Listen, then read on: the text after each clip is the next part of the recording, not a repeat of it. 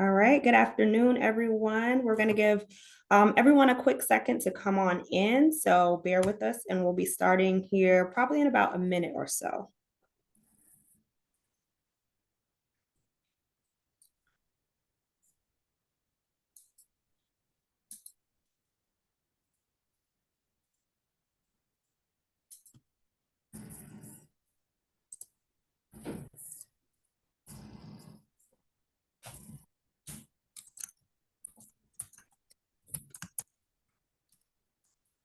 All right, the numbers are still going up. All right, I feel good to get us going, guys. It's about 2:01, and I want to be mindful and respectful of everyone's time. So good afternoon, and welcome everyone to the Voice of the American Workforce webinar. My name is Jaleesa Fears. I'm a strategic communication manager on EB's internal communications team. And I also have the pleasure of being your host for today's call. So first and foremost, I just want to start out by saying thank you so much for taking time to be with us this afternoon. We have some really amazing and exciting data to share with you that will not only help you better understand the needs of our talent, but also how you can leverage this information to really attract and retain them. Today's call is going to be led by Stacey McCoy and Kathy Canfield. These dynamic women have been leading the way on all of this work and are really the perfect pair to share all of the insights on our talent pool. Stacey is EB's Vice President of Research and Insights. So she manages our primary research, market intelligence functions to really deepen our knowledge and understanding of clients, talent, and the current workforce environment to support our go-to-market strategies and public relation efforts.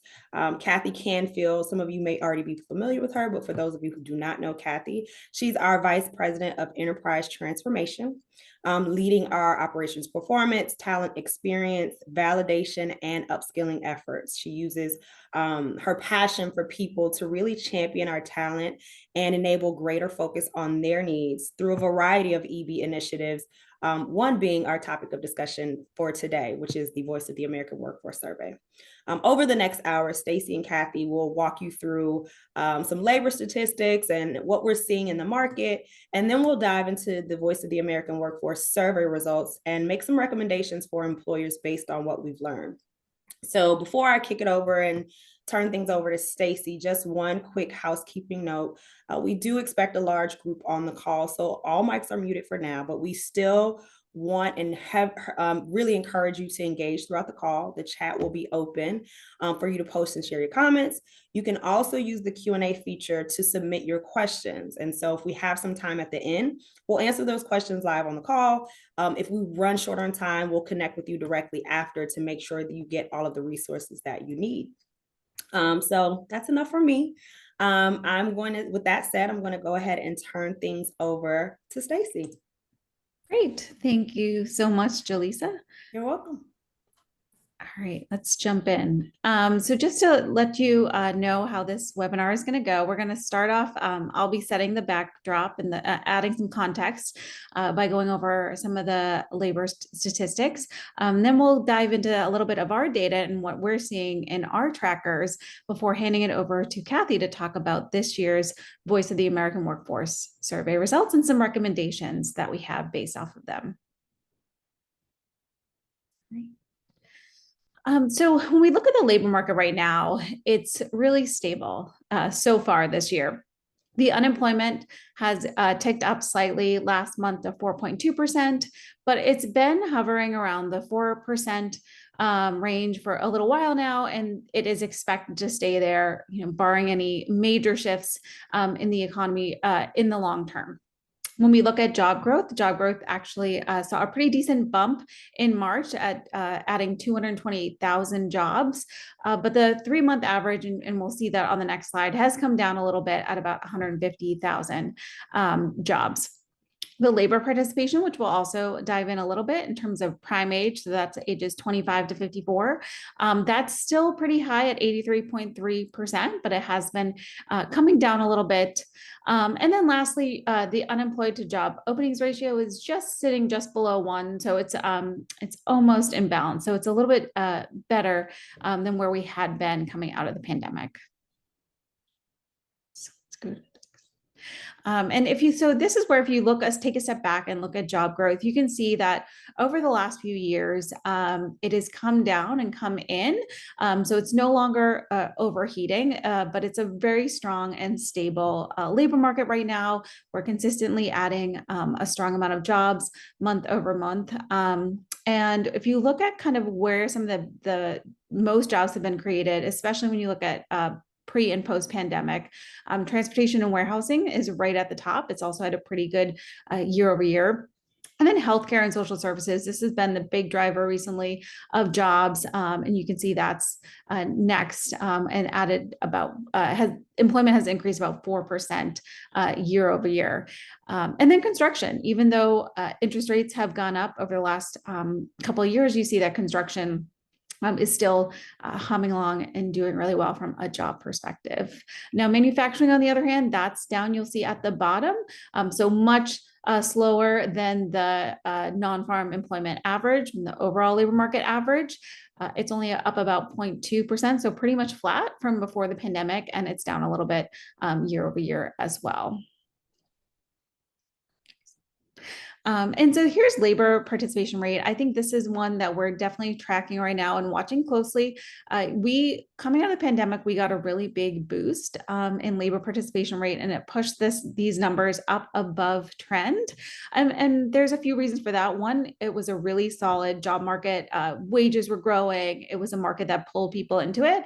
But also, especially over the last year, there was an increase in legal immigration again as well, and that really helped boost prime age labor participation rate, which really helped loosen the labor market slightly so that it wasn't overheating anymore and took a little pressure off of the labor market. But that number has been trending back down recently. It's at 83.3% now. And one of the things that we'll be watching over the next couple of years is if legal immigration declines significantly, we could see this start to continue to come down, and that could add some extra tightness into the labor market and add some more pressure back into it. When you look at kind of some of the industrial sectors and where employment has been going, you'll see from warehousing and storage perspective, warehousing and storage really surged coming out of the pandemic, even during the pandemic, as a lot of consumers were home and they were buying a lot of more durable goods, and they had a lot of extra money that was saved. We've seen this really come down over the last few years. It's been leveling off a little bit more. And it's just kind of hovering around a little bit below its pre-pandemic trend line. So we'll see what happens to that moving forward. And then manufacturing has also kind of come back down to just about maybe slightly below where it was before the pandemic. It's also leveled off. And then in terms of another metric, when we look at kind of the labor market stability, one of the things that happened coming out of the pandemic when wages were really increasing, we saw a lot of people moving jobs. A lot of the quits rates were really high. That's come back down. That's still at or below pre-pandemic levels in both manufacturing and trade, transportation, and utilities. So again, we're at a very calm spot and a stable spot in the labor market. And now we'll look at our data and see how kind of some of the recent events has been impacting the industrial sector. Now, when you look at it month over month, it's a little deceiving because it's pretty flat. You can see that industrial hiring in terms of the number of firms that have been hiring have been pretty stable, and they're still trending a little bit above the general market. And if we look at adding headcount, we'll see this slow trend up overall when you look at it in the monthly view in the industrial sector. Well, the general market has been a lot flatter, slightly trending down. But what's really interesting is when you look at it bi-monthly. So one of the things about our data is we can split it up by the first half of the month and the second half of the month. And these, it just so happens that these timeframes align really well with what is happening in terms of tariffs. a lot of the tariff announcements have been right at the beginning of the month. So it really gives us a chance to see the reactions when these big shifts are happening. You'll see this really interesting whiplash that's happening right now in the industrial sector in terms of adding headcount. When those first tariffs went into effect into China, but the other ones were paused, we saw this dip in adding headcount. But then when it became clear that that was going to be a reality, we were going to have these much stronger, wider tariffs that went to effect the beginning of March, we saw this really big bump up in hiring, and then a pullback again. And then when reciprocal tariffs were announced, another big bump up. We'll go to the next slide. But what's really interesting is not only do we have this whiplash where we're seeing hiring ebb and flow every time these announcements are happening, but we're also seeing the types of jobs that industrial firms are hiring for ebb and flow along with that. And what happened in February is different than what's happening right now in April. So when you had those first big set of tariffs come in, what we saw is there were a lot of industrial firms leaning into hiring for a lot of logistics support roles. So logistics and supply chain managers, forklift drivers, commercial drivers, anything that could help people understand and get ahead of the tariffs that were coming down. But what we see what's happened now with the reciprocal tariffs, we're seeing what's really strong is the need for laborers. And part of that is because, as companies rush to bring inventory into the United States, now they're having to move that inventory and manage that inventory. And so we're seeing a shift there into what they're leaning into right now. And that's really laborers. We're also seeing shifts in the business challenges, which I don't think would be a big surprise in what companies are struggling with right now. One of the key things that we're seeing come up is the skill shortage as companies are looking to maybe increase capacity where they're able to in the US immediately. They're running into some skill shortage issues there. And then also supply chain disruptions. We are back in an environment where there are, of course, a lot of supply chain disruptions due to the tariffs. I had a colleague that was visiting a client just recently in California, and they told them to, look out to the ocean, and there's just line and line of shipping containers and ships waiting to come into the port. And they said it's worse than COVID right now. So there are a lot of big supply chain disruptions. And one of the things that's interesting as a result of all that whiplash that we're seeing in the market and the import-export market is for the first time, what we're seeing is this need for flex workers really bump up. We asked, what kind of staffing services industrial hiring managers are interested in right now. And since we started asking this, direct hires, permanent hires has been solidly in first place by a decent margin. Month over month, quarter over quarter. But now for the very first time, we are seeing flex workers take that top spot. And that just goes along with this whiplash that we're seeing in the market. There's this increased need for flexibility, especially during such an uncertain time. But getting those workers might be a little challenging. And so I'm going to pass it over to Kathy to talk about that. Awesome. Thank you, Stacy. For those of you who haven't heard from Stacy before, as Jaleesa shared, she manages all of our insights here at EmployBridge. And so if you haven't tracked her down on LinkedIn up to this point, I would strongly suggest you go track her down. She shares some of these insights through her LinkedIn page. And so you can stay up to date on some of these things that she just shared with you and sort of keep current on some of these things. She shares it internally as well. And so we find it super fascinating. So thanks, Stacy. As she shared, this always sort of sets up the tone and sort of the conditions in which our hourly talent are actually responding to our annual Voice of the American Workforce survey. And so this is our 19th year. I can't even believe we all started this work when we were like 2 or something. So for those of you who've been with us on this journey, pretty cool stuff here that we've been monitoring for a really long time. One of the things that we've seen over the years and just really wanted to bring to the forefront in case, we don't and aren't aware is that the reality is that for most of these workers, temporary work isn't their ideal, right? It isn't their first choice. And so we as employers, though, understand that temporary work is a model that's important to our business success. And we know, as was just shared, we have these tariffs and compliance issues and rising costs that are constantly putting pressure on us to manage expense and manage labor costs and that kind of thing. And so how do we work through that? And so even though temporary work may not be the sort of North Star for these hourly workers, I think we all would agree it can be a great choice for these hourly workers. And so this year we really wanted to bring to you, sort of 5 ways that we think as an employer you can really focus in on making it the best choice possible for an hourly worker. And so these are sort of the 5 areas that we would encourage you to lean in. One is being a bridge for workers. And so we'll talk a little bit about what we mean by that. 2 is increasing stability and security for them. 3, focus on pay rate, of course, but also the frequency at which we pay hourly workers. We have some unique new insights for you to share. Creating a flexible schedule culture. And so again, you'll see sort of the tidbit that Stacey shared here with that flex grouping coming up just in the recent survey work that she did. We're seeing that a lot on the hourly worker side, that they're really looking for certain things when they're looking at temporary work. And then finally, you may have to choose to engage a totally different workforce.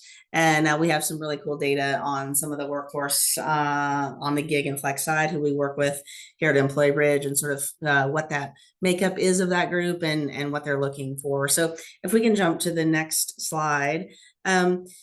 What is it about these temporary hourly workers? One of the things is they're very career oriented. And so I think that's maybe a misperception when we think temporary work or worker. We may make a whole host of assumptions.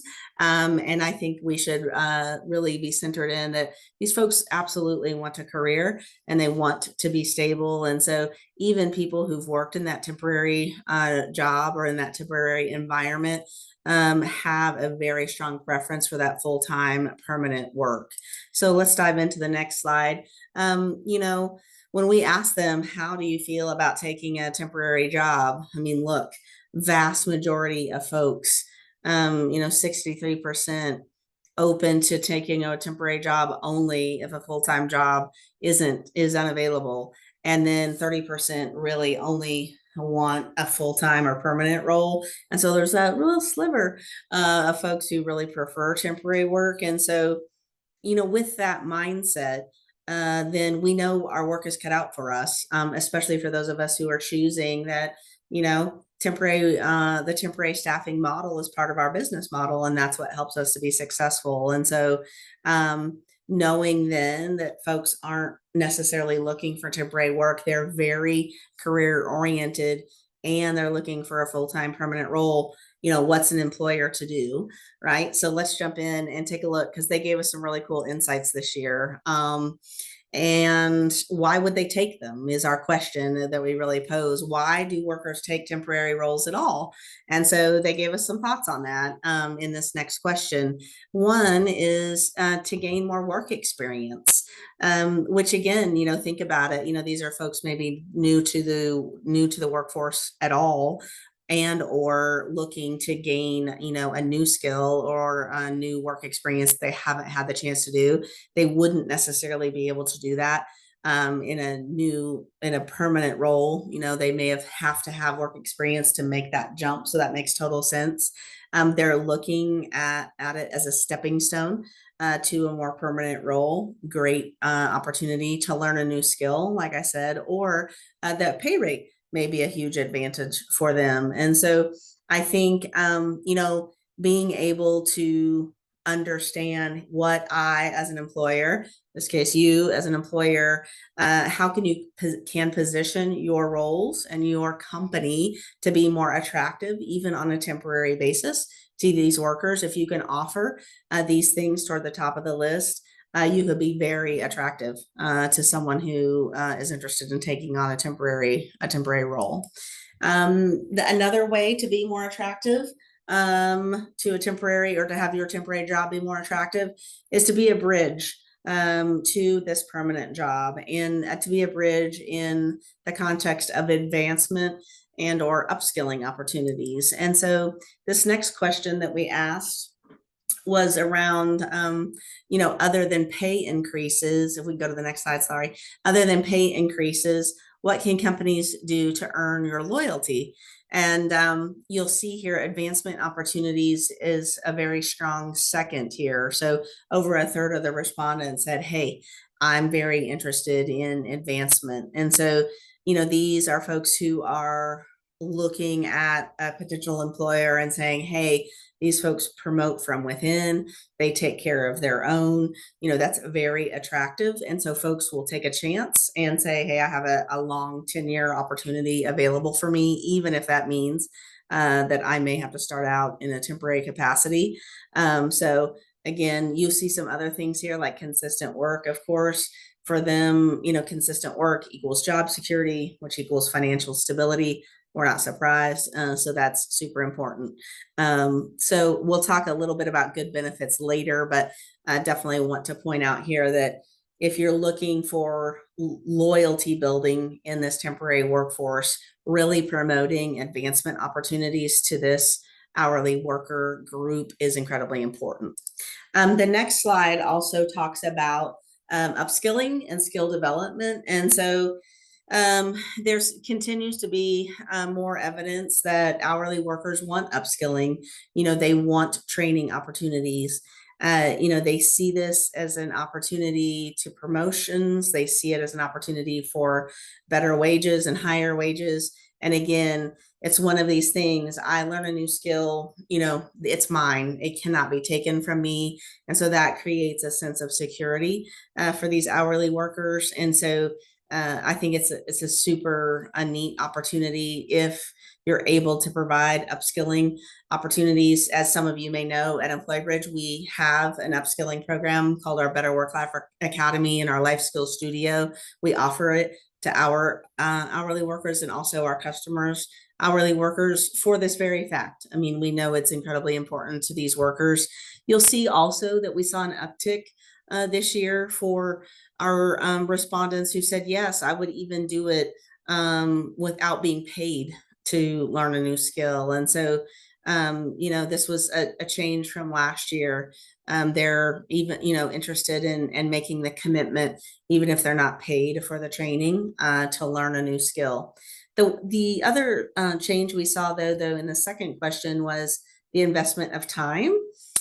We saw that they were less likely, I guess, to spend as much time. And so we saw that number go down a little bit. So maybe spending, 1 to 2 hours versus maybe a little bit more than last year. So I would still say, though, when you see 3 to 4 hours still being around 35%, I mean, that's a good chunk of time over the course in a week, right? So again, could be a misperception for some that folks in this sort of hourly workforce are not interested in learning new skills. And, certainly at least for our respondents, that's absolutely not the case.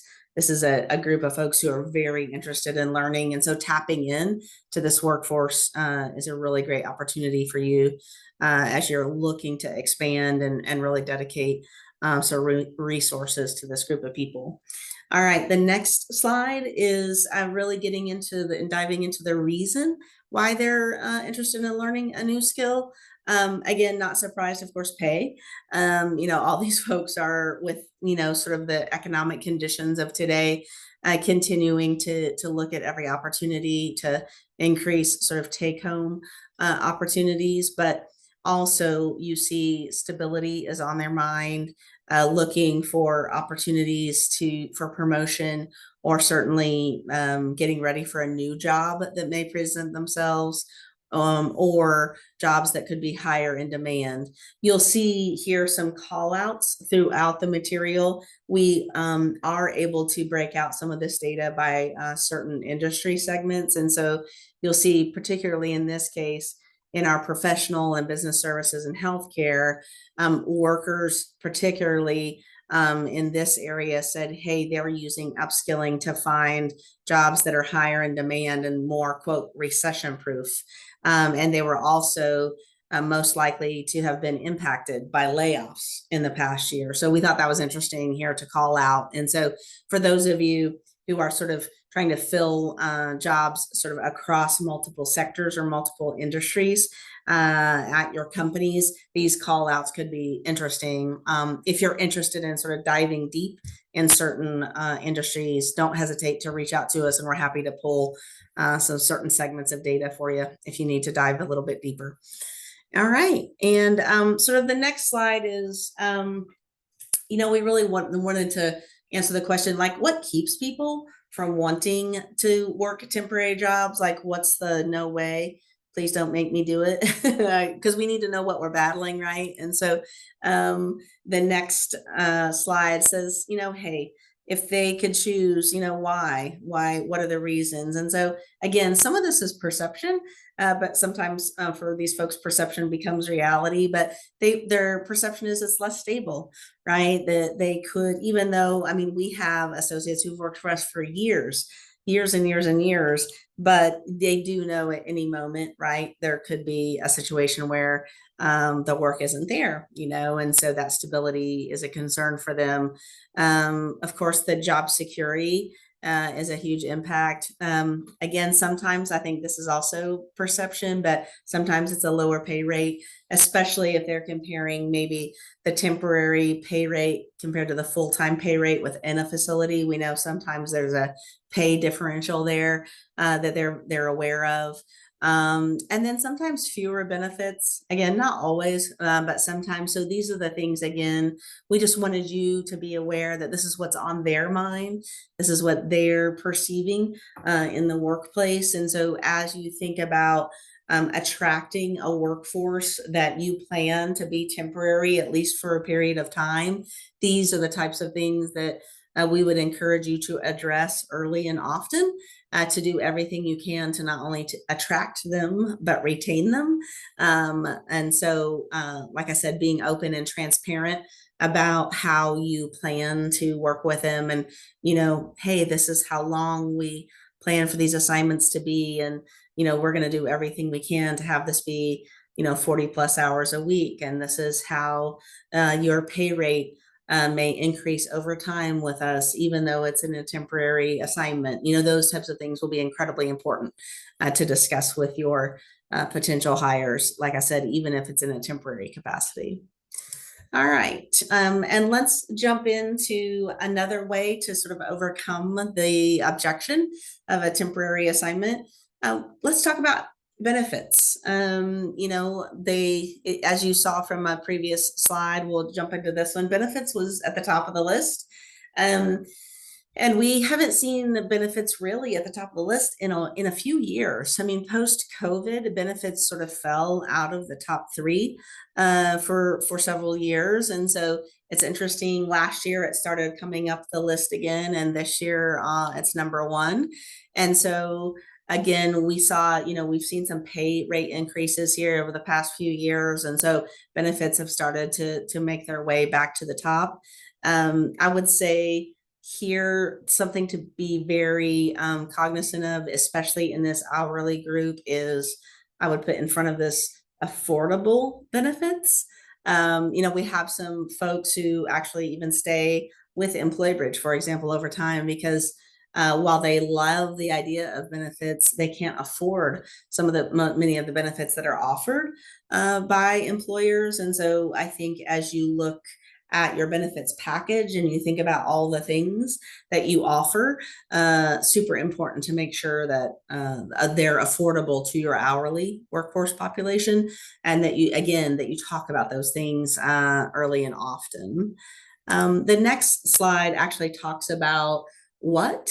So we actually added this question around what types of benefits would you like to have access to most in a job. And so lucky for you, the most common benefits that we see offered by employers are also the benefits that are most of interest to hourly workforce. So things like PTO, of course, and paid holidays, You see 401k with employer match is in the running, but PTO and paid holidays by far are most important. I think the higher the hourly wage, you'll see that 401k come into play with folks who they think they can afford that, but second or third, excuse me, to PTO and paid holiday. The other thing we added this year, which I just think is important, you guys may have this data already on your existing workforce, but we wanted to learn a little bit more about our respondents and their current healthcare access. And so, today our respondents receive their healthcare access about 27% through healthcare.gov, which we thought was interesting. We have about 20% through their employer, 15% through a family member. 7% said, hey, my employer offers it, but I don't purchase it. And then 30% said they don't have health insurance at all. And so I just think it's, again, incredibly important. Like I said before, affordable benefits become sort of the key phrase of the day in this sort of benefits bucket. And again, talking about it and making it easy to understand. I think when we talk about benefits, there's a lot of sort of hidden rules around benefits, and it can be intimidating for people who may be new to this space. They don't really understand how it works, what it's all about. And so sort of peeling back the onion here and really walking people through how it works and what it really means is incredibly important here. But just for me personally to think about a third of our respondents sort of in this uninsured health insurance space, pretty stark situation for a lot of folks who need some care. So just important to maintain really good benefit opportunities and making sure we're putting it in a front and center for a lot of these hourly workers. The next slide, we always like to offer up, because sometimes we're not in a situation, we meaning employers are not in a situation to maybe offer more pay or to, but you usually looking at benefits as sort of an annual exercise. And so, what other things can we consider? And so we love to always show an interest in PTO, and PTO doesn't have to be, always 5 days a week or some big offer, but sometimes it's just, hey, we're going to add 4 hours, or we're going to add an additional day for this type of situation. And so you'll see here these hourly workers absolutely value PTO, although you'll see a dip from last year when considering PTO versus, hey, I'll take another $1 an hour increase. They definitely were looking for an additional $1 an hour comparatively to last year. Of course, we think economic conditions have a huge impact on that reasoning. But that said, still 65% will take some PTO. We attribute that to a lot of these folks are working certainly their full week, but then some of these folks see a lot of mandatory overtime. And so they look for opportunities to sort of take a rest. And so some PTO sprinkled into their normal work week is a huge benefit that they really appreciate.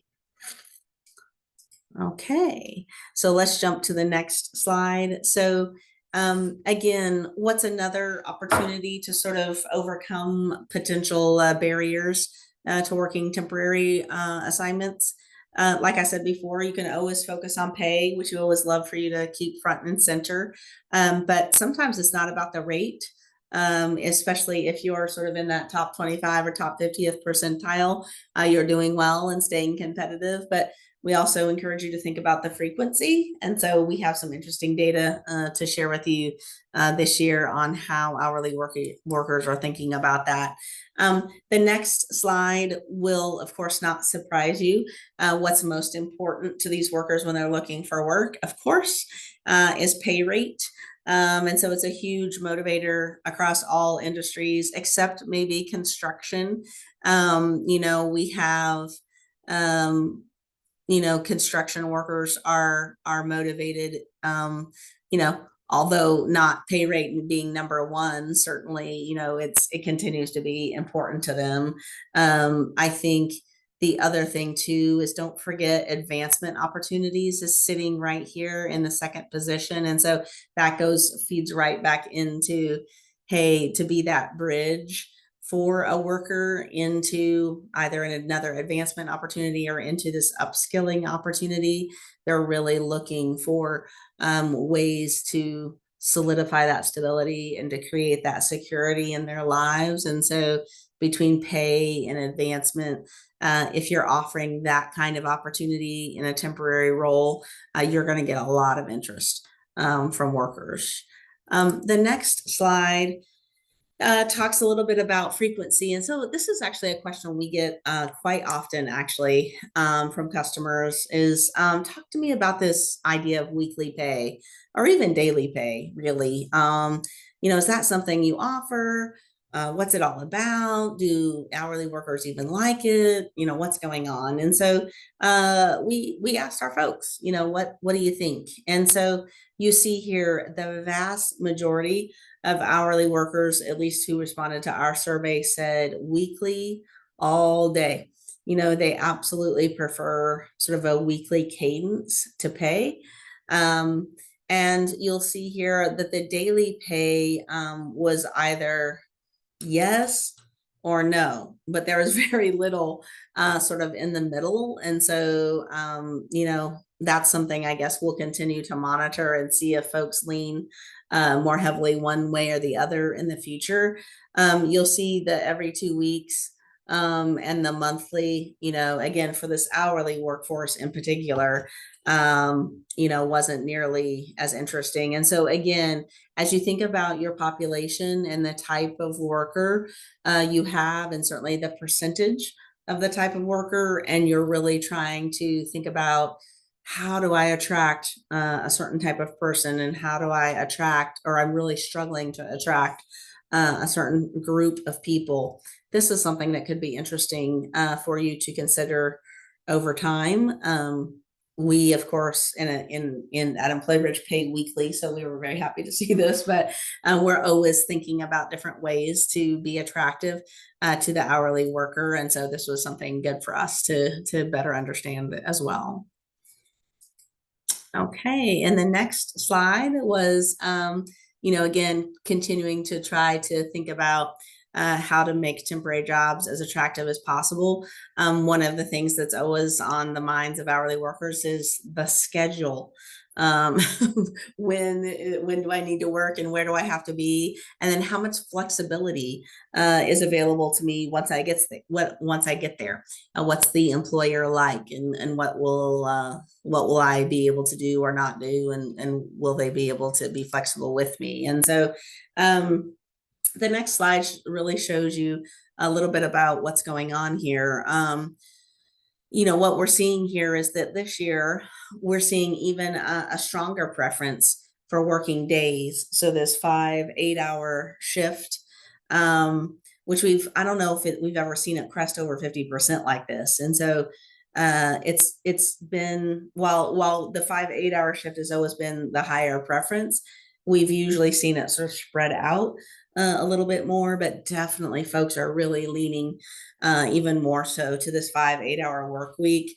Then you see, of course, you have the 4-10s, and then you see the 3 to 4 12-hour. You see it again took another increase from last year, which last year it also increased. And so it's right there at that 10% mark. We can imagine that continues to be showing pressure because of the economic conditions and folks trying to fit in more work, right? i.e. trying to earn more money. So, hey, if I can fit in my 40 hours of work in 3 or 4 days, that opens up an opportunity for me to go find some additional work or some additional gigs to get some additional income to bring into the family. We are not necessarily seeing like, oh, I'm going to get all my work done so I can relax and hang out. These folks are trying to make ends meet. And so they're trying to condense their sort of full-time work into a shorter work week so that they can go find other opportunities. So being able to offer some attractive schedules that folks are interested and willing to work. And I would even offer, when possible, within the facility to be able to offer a couple different types of schedules.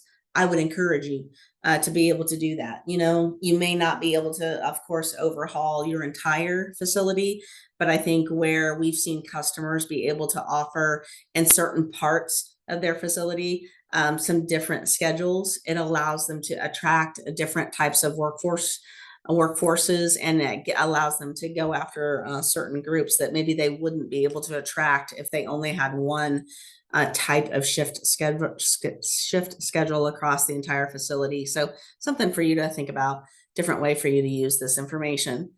The next slide, we also sort of dove into this a little bit more this year. When we talk about like flexibility, what do we mean by that? And more importantly, how do our hourly workers think about that? And so I think sometimes when we work with some of our sort of frontline supervisors, again, there can be a perception of like, hey, these workers are trying to take advantage and they don't really want to work. And, that hasn't really been our experience with most workers. Don't get me wrong. There can be a bad egg here and there, but generally, most hourly workers are really interested in working and getting in there and doing a great job. And so when we talked to them about flexibility, we really wanted to understand what that meant. And so you'll see here when we offered up some different definitions about what they're looking for in a workplace, resoundingly, you'll see over 40% said, hey, when I talk about flexibility, this is what I'd be most interested in. And that is being able to have 1 or 2 hours at the beginning or the end of a shift to take care of a personal matter, without the retribution of an attendance point or a half a point or whatever point system. But again, being able to have that flexibility at my workplace, and, knowing that I'm going to do everything I can to plan that at the beginning or the end of a shift and do right by my employer, but still want to work my shift, and not be worried about points and that kind of thing, because I want to be there and I want to work there, for a long time. I think the other thing that was interesting here, so a quarter of the people said, hey, I want to be able to work across shifts each week to accommodate my family or school schedule. And this one, I'm smirking already because we have a product within EmployBridge that allows for sort of some gig and some flex scheduling. And we actually find this to be true, that we have workers who actually prefer to be able to, let's say, pick up on Monday hours during the day, and then like Wednesday evening, and then like Saturday morning. And so they will actually work across multiple shifts during the week because of what's going on in their personal lives. And so again, as you think about how can I be the employer of choice for this sort of temporary labor pool, this is the kind of stuff that you really want to start to think about it as sort of the future of employment. If you're not already there, and thinking about, is there a percentage of each part of your shift that you could be more flexible, and that you could allow a worker to have some flexibility within your worker pool to be able to do some of this. But you may end up with some really cool workers who wouldn't be able to accommodate your more structured shift, but could be amazing workers if you could allow them to sort of flow in and out of your traditional structure a little bit more. So some really neat things ahead, I think, for some of you. So let's jump to the next slide. How can you build more flexibility in your workforce? Again, if they are not looking for temporary work, like Kathy, come on. Some of you may be like, I've tried all this. I'm sort of done with the whole thing. One of the things we'd love for you to think about is just what about going all in and trying something totally different and looking at a gig or flex labor. And so we wanted to bring forward a couple different things for you to look at. And so the next slide just shows you some more interest that we're seeing in this hourly worker pool from folks who are saying, hey, I'd love to give gig type work a go. And so you'll see here this interest of like, yes, I've done some gig work already. So 28%, 22% are saying no, but I'm interested. This is up from last year. And so again, you see that group of folks who've never done gig work before and haven't been interested is continuing to decline. And so again, we're not surprised about the motivation either. Spending money, of course, additional income stream, because we know economic conditions are tough. You see flexibility showing up here. And then you see sort of the unexpected, hey, I have an expense that I wasn't expecting. And so you're seeing some of that come into play. And then you see this other thing allowing me to support myself during a career or job transition. So some really interesting reasons here, a little bit of everything, but usually focused around additional, funds of some sort. And you see a hint of sort of independence coming into play here as you think about sort of the gig worker and the psyche around that. And then the next slide so, just really talks about this idea of picking up extra work. And, it's maybe more common than you would think. I remember, back when I started out in staffing, there would, really a lot of decision makers would really sort of be upset if there was a worker who actually was working another job somewhere else. It's like, I really want them focused on this job. I want this to be their only place.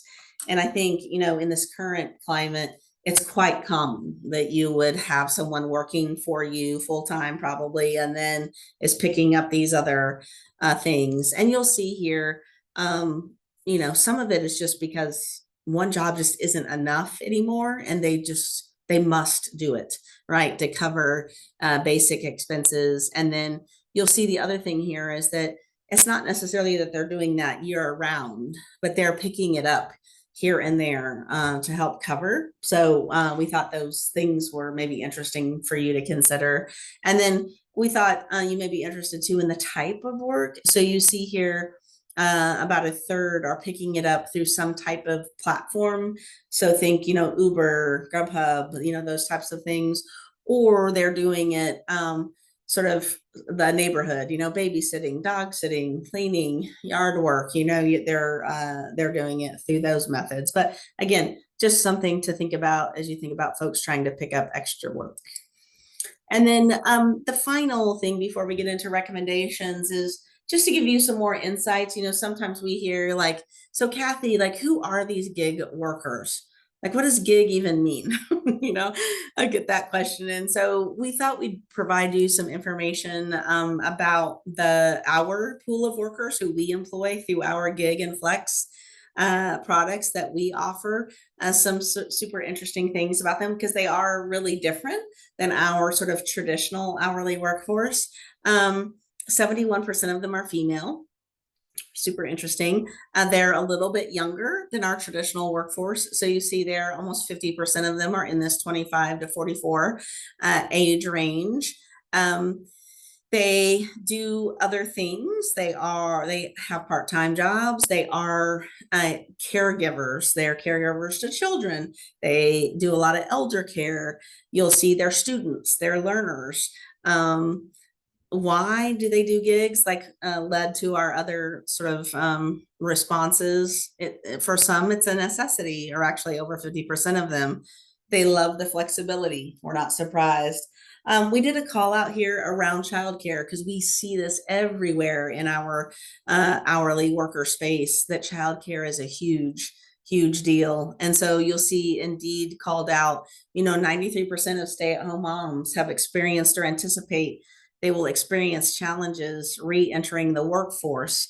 60% believe their current role as a mom is seen as an employment gap. But even though that is a challenge, 50% of them hope to re-enter the workforce in the next 12 months due to economic uncertainty. Of course, we think gig work is especially positioned for those types of folks who want to re-enter the workforce and introduce them to new jobs. And we'd love that to be in the industrial sector, of course, that they may not have considered before, and offering sort of that gig or flex opportunity to show them an opportunity may be a great way for you to introduce some folks into your facility and into your company. Like I said before, EmployBridge offers these programs today in sort of this 4 to 6 hour sort of gig, if you will, but we also offer 8-hour shifts in sort of this flex on demand space too.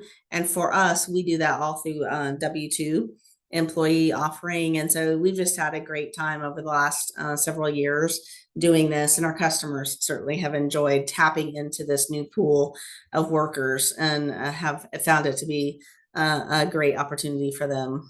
So let's jump in, guys, to sort of our final recommendations here.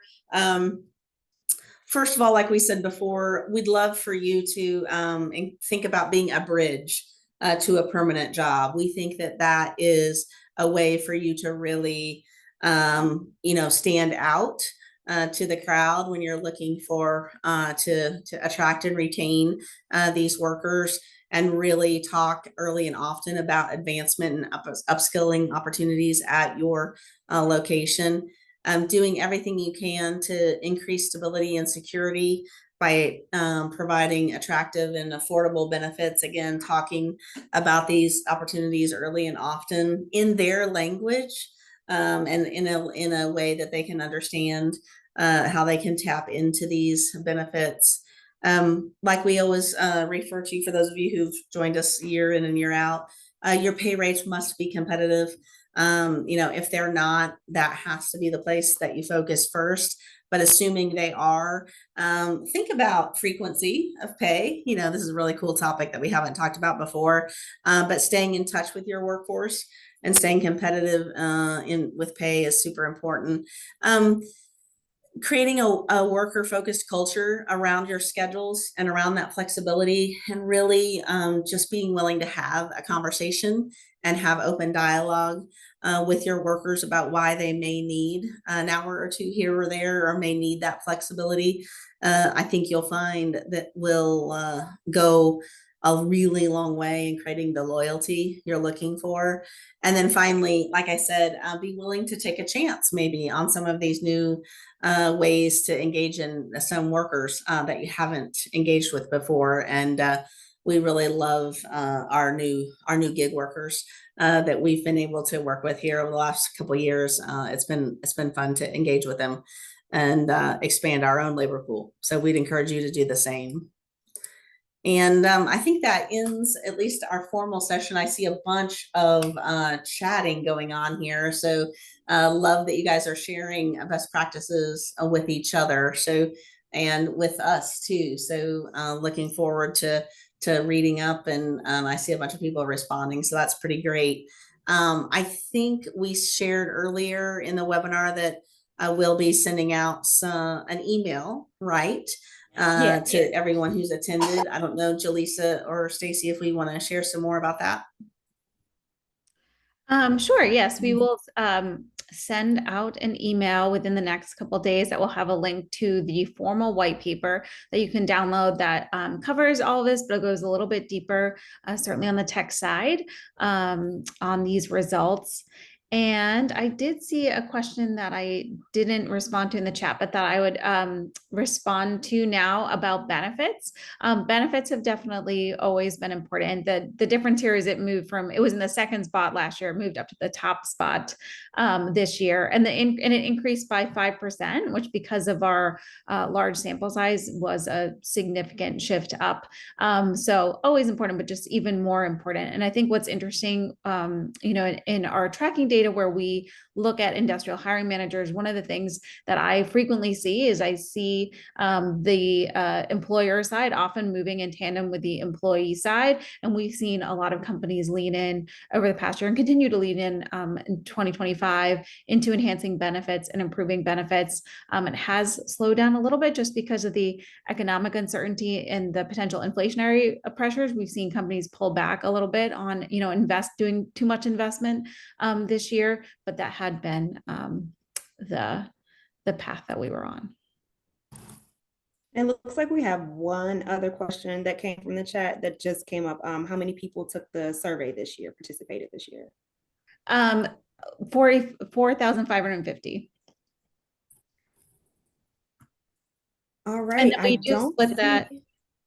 I would just comment on that. Because of that, we do split it, and you'll see over the next couple of months, we will be having a lot of different deep dives available on our website and through your EmployBridge contact on all different industries that we support, different roles, different states that we support, because we are able to slice and dice it across a lot of different categories. So you will see more data coming at various different levels where we kind of walk through how they're different from the national view. All right. I think that's gonna cover our bases for today. Unless you guys, I don't see anything else in the chat here. Looks like there's you one got more them all. question in about the Q&A. certification credit, but I'm not sure about that one. Jaleesa, do you know? I don't, but Brenda, we will take this question offline and then we'll circle back to you once we know the answer for that one. And the question is around SHRM certification for today's training. But with that, we are going to wrap up today's call. Thank you so much to Kathy and Stacy for the amazing insights that you guys shared with us and all of the data from this year's survey. As Kathy mentioned, the call is recorded and we're going to send out a follow-up email with webinar as well as the white paper outlining of the results.